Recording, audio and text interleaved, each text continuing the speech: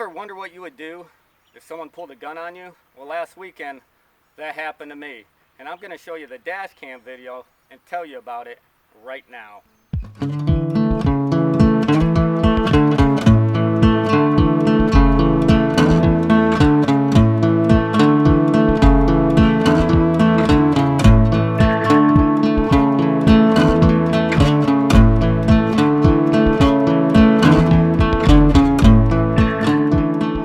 I'm Todd from Sniping Rhino Ranch. In today's video, we're going to talk about an armed robbery attempt that happened to me last weekend. In this video, we're going to show you the actual video that we got from my dash camera. Then we're going to walk through the video so you can see what happens in each step of the video. And then we're going to talk about what I did right and what I did wrong, so that God forbid if you ever find yourself in this situation, maybe you can be better prepared. If you're not a subscriber, make sure and hit the subscribe button and hit the notification bell so you don't miss any of our videos. In fact, if you haven't already, go ahead and watch the video from last week. In that video, which was filmed last Friday, we talk about some of the different things we do with the different weapon systems, whether that be pistol, carbine, or shotgun. And one of the things that I demonstrate is how to draw from concealment. Little did I know that 4 hours after doing that video, I was going to find myself in a situation where I was having to draw from concealment to protect myself against an individual with a firearm. It all started when I drove about an hour and a half, 2 hours from my house to meet somebody to sell a couple guns that I was selling on Arms List. When I first met him, I shut my door and I walked to the front of the vehicle, shook his hand. We then moved to the rear where I had the two firearms I was selling in the back, and I opened the door. When the light came on is when I noticed that he had several bulges in his pockets. He was wearing basketball shorts, and so I noticed bulges. And so that made me a little uncomfortable being a little bit close. It was dark out, we were kind of in an area that was remote, not a very nice area, but I decided I wanted to have more distance. And so what I asked him to do was, let's go to the back of the truck where he can look at the guns using the light that comes on and illuminates the bed area when the door is open. So we walked back to the bed of the truck area. I immediately dropped my tailgate and put the firearms right here. And I stood there long enough for him to come and put himself right here, so his back would have been to you. And then I stepped back just a little bit to let him look at it and talk to him. My thought process was, if he did have a gun on him and he drew the gun, once I seen him going for his draw, I could get back here behind this truck and have a little bit more time to draw my own firearm. While we were back here, we talked about the firearms. He looked at it, he looked at the magazines, but then he asked me a question that really got alarm bells going on. And what he asked me was, seeing as how you're selling these two, what are you doing for a firearm? Well, I immediately realized I did not want him to know that I had a firearm on me. And so what I told him was, hey, you know how it is. I've got to sell guns in order to buy guns. You know, while I'd love to buy a gun before I sold these, I just don't have the money. And he's like, yeah. Well, at that point, we moved back up to the front of the vehicle. Now, the rear door was open at this point. So we moved up to the front. Him holding the bags that I had, Walmart bags, that had the firearm and the magazines, holster, etc. that I was selling.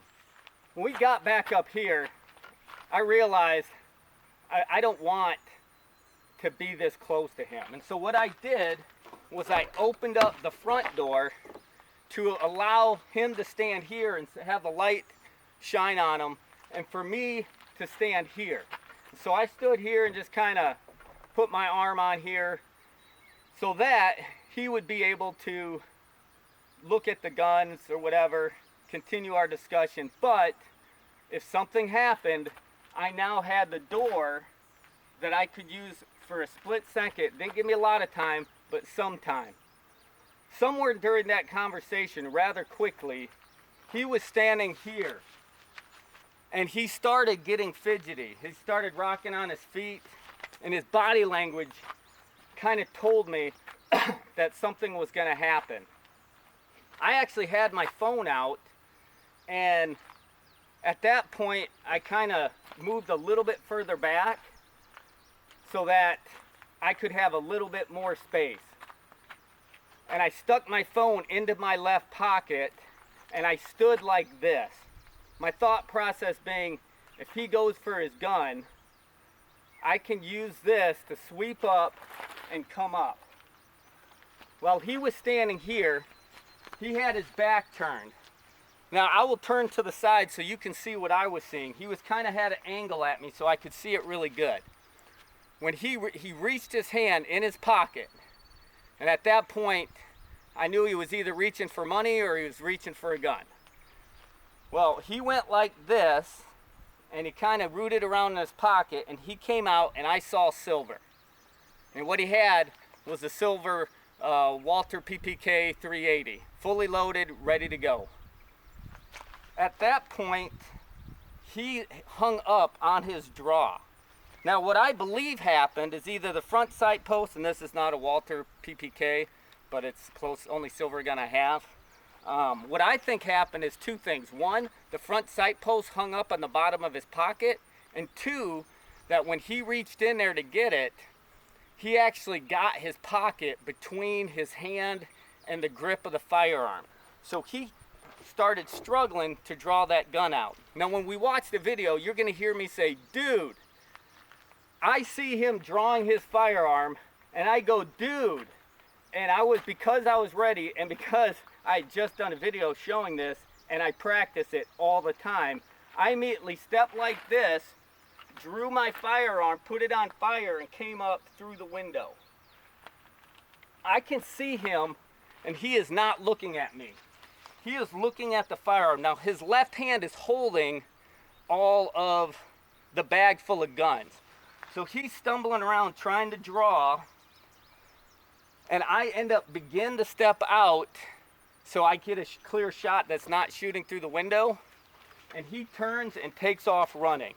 Now the video, we'll just pretend that didn't happen. The video begins with us clearing the front of the vehicle. The dash cam's up there, and you see us clear the video. We're going to show the video, and then we'll come back and talk through it. But before we do, one real quick thing. I'm wearing flip-flops. I was wearing everything I have on right now.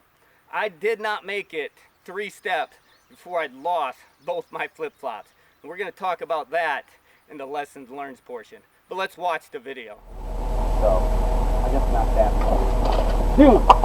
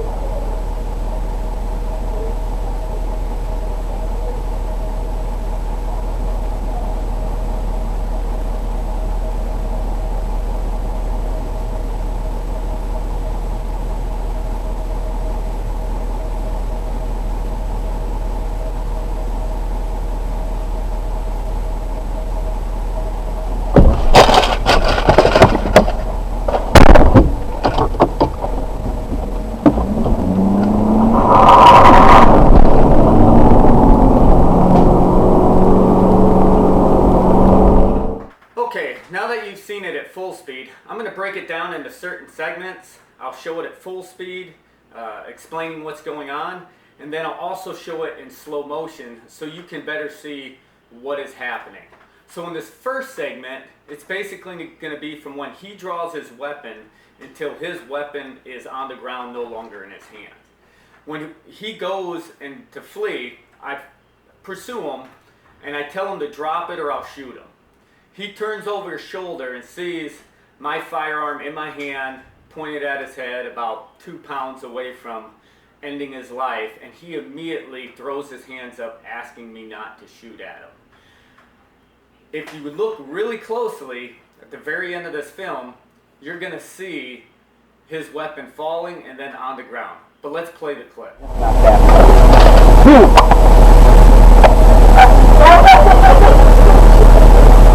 Okay, you may not have caught it at the very end, so I'm going to play it in slow motion so you can see him turning, and it'll stop so that you can see the gun falling and see it on the ground. So let's play it.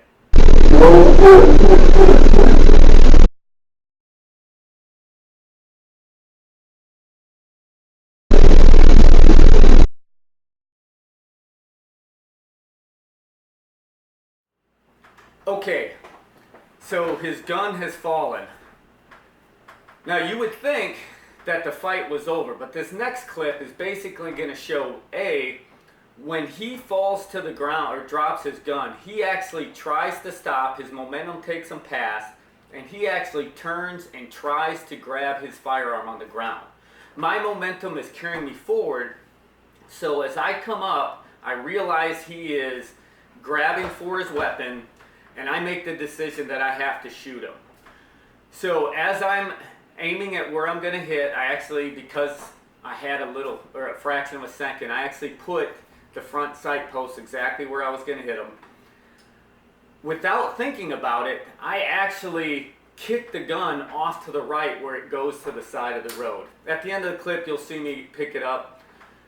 But I kicked it aside. I don't realize I'm doing it at the time. All I know is I see him going for the gun, it's almost in his hands, and I kick the gun, and in my mind all I'm thinking is, wow, that was a weird bounce. How did the gun go flying like that? It wasn't until I watched the video that I realized that I had actually kicked it to the side.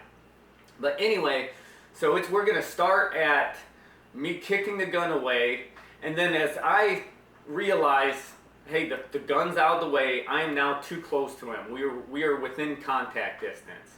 And so I follow the gun, keeping my firearm on him. Again, not a conscious thought. I actually pull my phone out and turn the flashlight on, so I'm holding the gun with one hand, and I scan him, scan the immediate area, and then identify where the gun is. At that point, when I'm done doing that, I stick the firearm back in my pocket. And you will hear me several times tell him to get on the ground or I will shoot him. He never fully complies, and as I put my flashlight, or one of the reasons I put the flashlight back in my pocket, is I realized I was in an unsafe area. And so you're going to see I never stop moving. I'm worried there may be a spotter, something of that nature, and so I'm constantly doing kind of modified version of walking the sniper box to make sure if there's anyone else out there, they don't get an easy shot on me. But let's watch at full speed.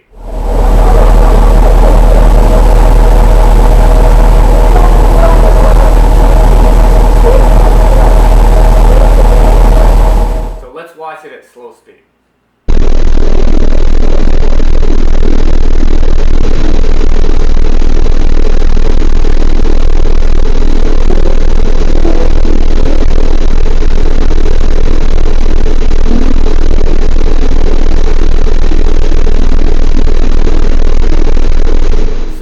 Next clip may not seem important, but it really is, and you can't really tell, unfortunately, because of the video quality. But he never fully complies with my commands. I keep telling him to get on the ground or I will shoot him, but he keeps trying to draw me closer to him. Now I've created distance, I'm keeping that distance, I'm giving him commands, but he actually pulls $1,100 out of his pocket, which is what we're gonna sell the fire from, and tries getting me to take it. He's just like, just take it, just take it. Yeah, you know, he's like, I was just trying to grab and go. I didn't want to hurt you. The gun's over there. And then he starts pushing my guns. Here, just take your guns, trying to get me closer.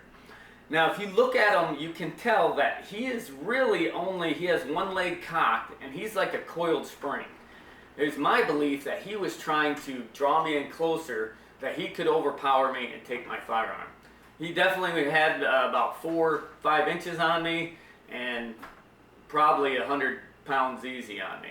So I did not want to close that gap. When he realized I wasn't going to go, he actually put his hands up and started to stand up. I immediately said, do not take one step closer, 1 inch, I'm going to kill you. And then I kind of move around, and he moves towards where his firearm is. And again, I said, hey, if you take one more step towards that gun, I'm going to shoot you. At which point he then directs his mode of travel or his direction of travel and leaves the street. I move towards the gun, and the second I lose sight with him, I actually secure the firearm, and I'll grab my firearm, or my firearms that he had actually stolen, and I will go to the truck. I did not want to be there. I did not have a tactical advantage in that location. And so I immediately exited the block by driving in reverse, and once I was off the street, then I called 911 to arrange meeting up with the police, at which point I filed a police report and gave them his firearm. But let's watch it at full speed.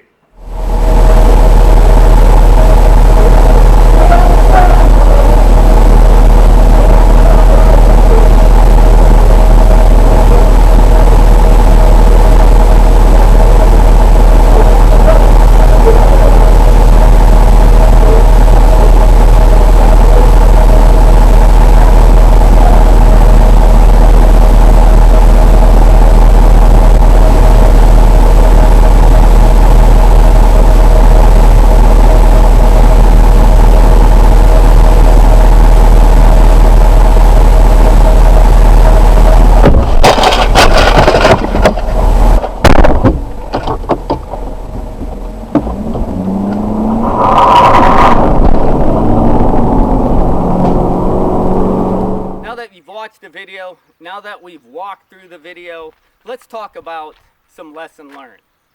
I always like to talk about what I did wrong. And the first thing I did wrong is I didn't follow my gut instincts.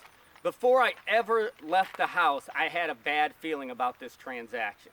For some reason, I can't tell you why, I just knew something bad was going to happen.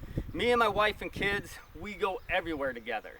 But because I had such a bad feeling, I actually had my wife and my kids stay home. And thank God. This would have been a lot different if they would have been with. Number one, there would have been no taking the risks that I did. I'm willing to take some risks when it's just me. But with my wife and kids, there's zero tolerance. The second he went for that gun, I would have shot. There would have been no trying to get him to drop it or anything like that. But that's the first thing. Always listen to your gut instinct. Number two, if you're going to do an armless sale, either go to a police station or go to a well-lit parking lot where there's lots of people around, where you know the area, where you have somebody who can maybe go with you and help cover you, and that there's cameras. I never should have went to somebody's house. I've done it in the past, but I guarantee you I will never, ever do it again. The third thing I did wrong was wear flip-flops. I had a bad feeling about this, and I was ready to go to war. Mentally. But if I truly would have been ready to go to war, I would have worn shoes that I want to be in combat with, because that's what it was. It was a combat situation. Everything you see on the video, I did barefoot.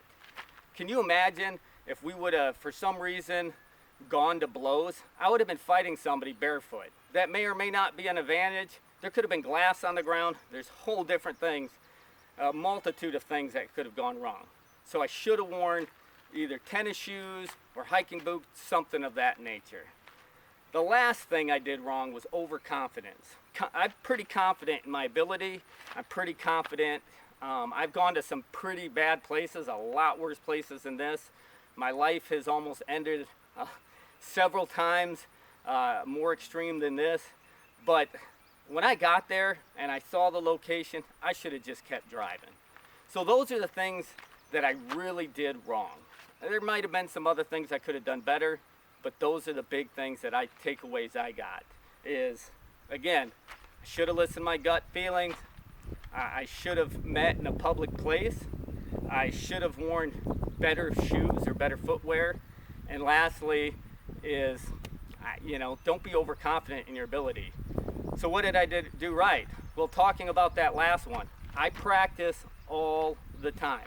When I was in the military, I practiced wearing my battle rattle, having my war equipment on, and I practiced it over and over again. because those were the situations that did occur and then were more likely to occur when that was what was going on in my life. In this part of my life, I'm nobody. I'm not a police officer. I'm not a military. I'm not a merc. I'm none of that. I'm just an average Joe citizen. And so what I do now is I practice from the concealment. I have inside the belt holster, I have a spare magazine. It looks like a belt clip, but I can just pull it out. It's just a magnet that holds my magazine in. And I practice almost daily how to sweep up and pull that weapon out and get that clean, smooth draw so that I can get my gun into the fight quickly. The difference in this encounter was that he was an amateur and I was a little more professional. He never practiced it and he hung up on his draw. And because of that, I was given the opportunity to get behind, somewhat cover. These doors aren't that bulletproof, but it's something. Get behind something and draw from concealment. He did not know I had that weapon until he turned over his shoulder, still trying to get that gun out. And it blew his mind when he had a gun pointed at his face from the same distance that we are talking to the camera right now. So that was good. Training. 2, I was ready for something bad to happen. A lot of times when people have a defensive encounter with concealed carry, it is something completely unexpected. I was ready for it because of the stuff I do in the past. I'm really good. On the outside, I look unaware or calm, where on the inside, I'm a spring ready to go off. And so when it happened, I had already played through my mind, if he did this, I would do that. And so when it happened, he didn't have a chance. Even if he hadn't got hung up, I probably would have still been able to get a round or 2 off before he even got his gun up level with me. I was ready for it.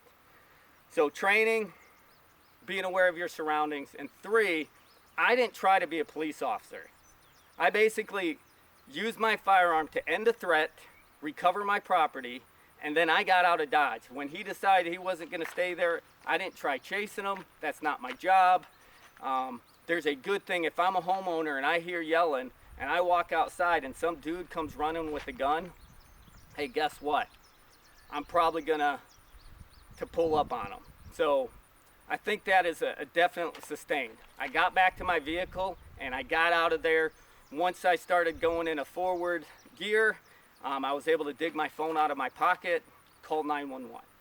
Hopefully, this video will help you be better prepared. Again, hopefully you never find yourself in that situation. But if you do, hopefully you're better prepared for it. Make sure and leave a comment. Tell me what I did wrong. Tell me what I did right. Tell me stories about if it's happened to you. Make sure you hit the subscribe, share this video, and as always, I'm definitely glad to be here, and I am here, so have a great day.